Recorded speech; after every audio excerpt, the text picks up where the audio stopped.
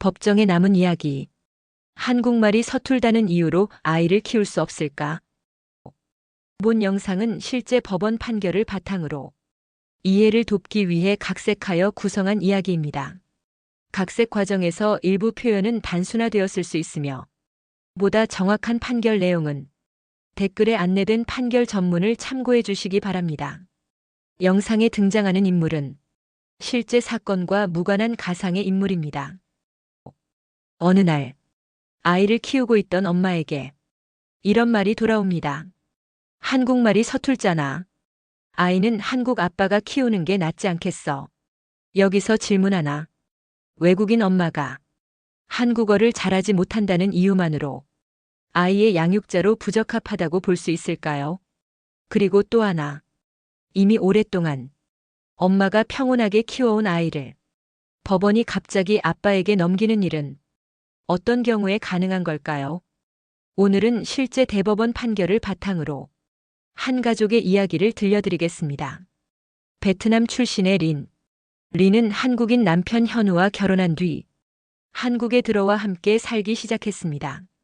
낯선 나라, 낯선 언어. 그런데 린에게는 적응할 시간이 많지 않았습니다. 한국에 온 지 얼마 되지 않아 임신했고 첫째 아이가 태어났습니다. 그리고 얼마 지나지 않아 둘째 아이도 태어났습니다. 린의 하루는 아이를 돌보는 일로 가득했습니다. 분유를 타고 기저귀를 갈고 아이를 재우며 하루를 보냈습니다. 한국어는 배워야겠다고 생각했지만 배울 시간조차 없었습니다. 그러던 어느 날 부부 갈등이 깊어졌고 린은 첫째 아이를 데리고 집을 나옵니다. 그때 아이는 만 2살이었습니다. 린은 아이를 데리고 월세방을 구했고 일을 시작했고 아이의 하루를 책임졌습니다. 그렇게 시간이 흘러 아이를 키운 기간은 2년을 넘었습니다. 이혼 소송이 시작되면서 가장 중요한 문제가 함께 다뤄집니다. 바로 친권과 양육자 지정입니다. 현우는 말합니다. 아이를 내가 키우겠다. 린은 말합니다. 지금까지 내가 아이를 키워왔다. 아이는 나와 더 친밀하다.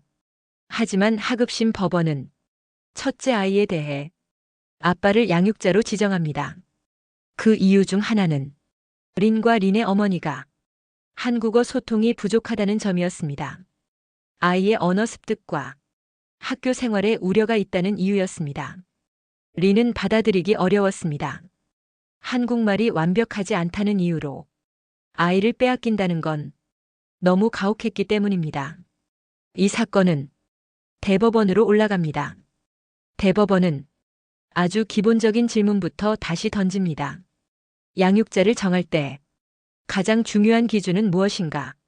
부모의 국적도, 언어 능력도 아닙니다. 오직 하나, 아이의 성장과 복지입니다. 그리고 대법원은 말합니다. 이미 별거 이후 상당 기간 동안 한쪽 부모가 특히 유아를 평온하게 양육해왔다면 그 상태를 바꾸기 위해서는 분명한 이유가 필요하다고요. 지금의 양육 상태가 아이에게 해롭다거나 상대방에게 넘기는 것이 아이에게 더 명백히 도움이 된다는 점이 분명해야 한다는 것입니다.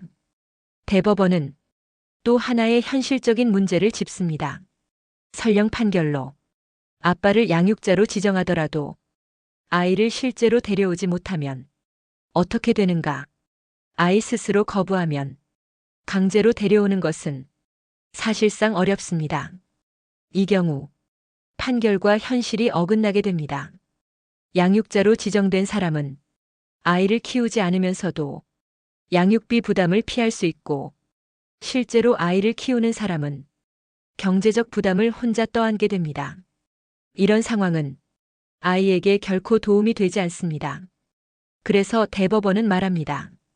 양육자 지정 이후 아이의 인도가 실제로 가능한지, 그 판단이 경제적 이익만을 남기지는 않는지까지 신중하게 살펴야 한다고요. 그리고 이 사건의 핵심, 외국인 엄마의 한국어 소통 능력입니다. 대법원은 분명히 말합니다. 한국어가 서툴다는 이유만으로 외국인 부모를 양육자로 부적합하다고 보는 것은 옳지 않다.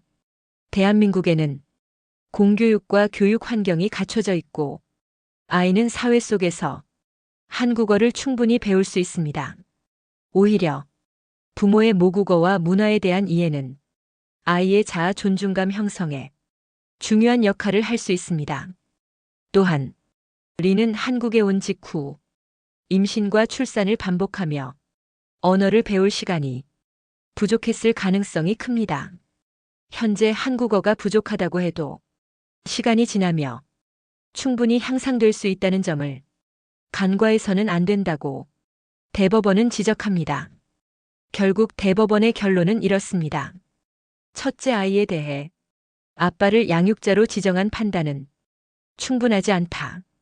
이미 엄마가 2년 넘게 평온하게 양육해온 점, 아이와의 친밀도가 높은 점, 한국어 문제를 과도하게 문제 삼은 점, 양육 환경을 충분히 직접 심리했는지 의문이 남는 점, 이 모든 사정을 볼 때 원심 판단은 그대로 유지될 수 없다고 봤습니다. 대법원은 해당 부분을 파기하고 다시 심리하라며 사건을 돌려보냅니다. 이 판례가 남긴 메시지는 분명합니다. 아이의 양육은 국적이나 언어가 아니라 지금 누가 어떻게 아이를 키워왔는지로 판단되어야 합니다. 그리고 판결은 종이에만 존재해서는 안 됩니다. 현실에서 아이가 실제로 보호받을 수 있어야 합니다.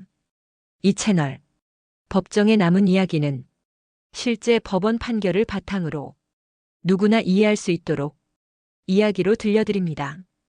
비슷한 판례 이야기가 궁금하시면 구독과 좋아요 부탁드립니다.